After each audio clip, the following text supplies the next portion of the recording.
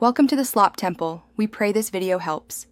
In this video, I will explain how to use Solver in Excel, full guide. Open Excel, enable Solver from add-ins, then set your objective cell and choose Maximize, Minimize, or Value of Target. Select the changing variable cells, add clear constraints with bounds, and pick a solving method like Simplex LP or GRG nonlinear. Run solve, review results, and save solution scenarios for later comparison for clarity. Start by defining the objective cell that contains the formula you want to optimize and choose whether to maximize, minimize, or reach a target value.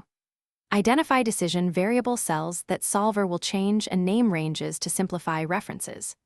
Add each constraint with clear bounds and relations, like less or equal, equals, or greater or equal, and test feasibility before solving by using smaller datasets or simplified constraints. Save a backup copy before major solves. If you are finding this video helpful, please hit like and subscribe so I can make more useful guides.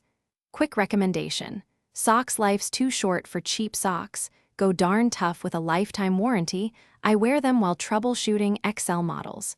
Check the description for the link and other deals if you want to grab a pair. Thanks for the support. Now let's get back to the video.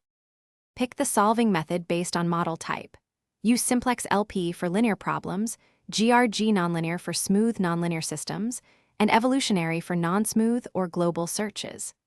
Enable integer constraints when decision variables must be whole numbers and adjust tolerance to control precision versus solve time. Use solver options to limit iterations, set time limits, and select reports. Review sensitivity and report outputs to understand solution robustness and trade-offs before finalizing. Thanks for watching. Consider subscribing if we helped you.